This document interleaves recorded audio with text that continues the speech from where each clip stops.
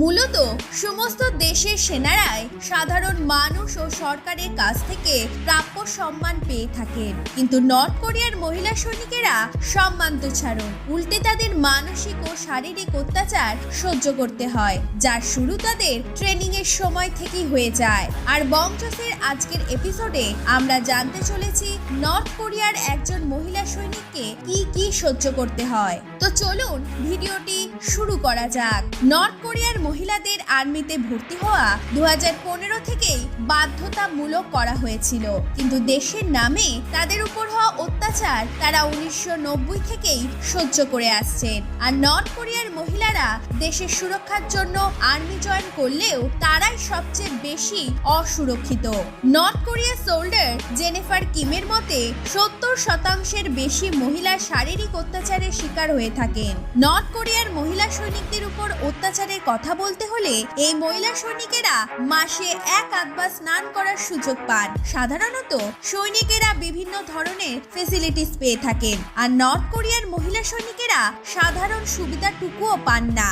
আর এই মহিলা সৈনিকদের পুরুষ সৈনিকদের সামনেই কোনো নদী বা সমুদ্রে স্নান করতে বাধ্য করা হয়। এছাড়াও নর্থ কোরিয়ার যেসব আর্মি ক্যাম্পে যেসব মহিলাদের স্নানের ব্যবস্থা আছে সেটিও যেন কোনো অত্যাচারের থেকে কম নয়, কারণ এসব স্থানে একই জায়গায় একটি পাইপের সাহায্যে কোনো নদী বা পুকুর থেকে জল টেনে আনা হয়। আর এই পাইপগুলোতে কখনো কখনো জলের সাথে সাপ বা অন্যান্য জীবও চলে আসে।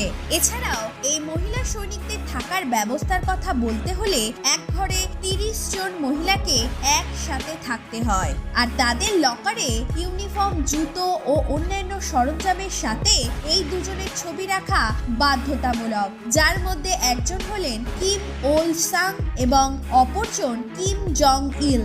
এছাড়াও এই সোল্ডারদের খাবার হিসাবে দিনে একবার ভুট্টা দেয়া হয়। এছাড়াও বছরে বিভিন্ন মাস হিসাবে খাবারের পরিবর্তন করা হয়ে থাকে। সাধারণত একজন সৈনিকের খাদ্য 200 থেকে 30 গ্রাম পর্যন্ত হওয়া উচিত, কিন্তু এই সোল্ডারদের অর্ধেকও দেয়া হয় না, আর সেই জন্য এনাদেরকে মূলোর মতো সাধারণ খাবারও লুকিয়ে খেতে হয়। আর এই সৈনিকদের কাজ ও ট্রেনিং এর সম্বন্ধে আপনি জানলে অবাক হয়ে যাবেন, কারণ যুদ্ধ প্রশিক্ষণ ও অস্ত্র প্রশিক্ষণের সাথে এই সৈন্যদেরকে দিয়ে দিন মজুরের কাজও করিয়ে নেওয়া হয়। কখনো কখনো এনাদেরকে দিয়ে চাষের কাজও করানো হয়, তো কখনো উঁচু পাহাড় থেকে কাঠ কেটে নিয়ে আসার জন্য এনাদের ব্যবহার করা হয়ে থাকে, কিন্তু এতদিন পরেও এনারা সামান্য বিশ্রামের সময়টুকুও পান না, কারণ এই সময় তাদের দিয়ে খাবার বানানো ও অন্যান্য ছোটখাটো কাজ করিয়ে নেওয়া হয়। এত কিছুর পরেও এই মহিলা সৈনিকেরা পুরুষ সৈনিকদের থেকে অনেক কম পরিমাণ বেতন পেয়ে থাকেন। আর এই মহিলা সৈনিকেরা কোনো কাজ ভুল করলে পানিশমেন্ট স্বরূপ প্রথমে বরফে কিছুক্ষণ হাত রেখে তারপর লোহার রডে ঝুলিয়ে দেওয়া হয়। তার ফলে তাদের হাতের চামড়া এই রডের সাথে লেগে যায়, আর না হলে হাত ছাড়ার সময় তাদের হাতের চামড়াটি ফেটে যায়। একবার কল্পনা করে দেখুন তো এটা কতটা বেদনাদায়ক হতে পারে। নর্থ কোরিয়ার লিডার কিম জং উন 15 থেকে 40% টাকা মিলিটারির উপর খরচ করে থাকেন, কিন্তু এই টাকার বেশিরভাগ অংশ বিভিন্ন অস্ত্র বানাবার কাজে ইনভেস্ট করা হয়ে থাকে। আর এর ফলস্বরূপ এই সেনাদের গরমের পোশাক 2 বছরে একবার ও ঠান্ডার পোশাক 3 বছরে একবার করে দেয়া হয়। এবার আপনার মনে হতে পারে তাহলে নর্থ কোরিয়ার মহিলারা আর্মিতে যায় বা কেন?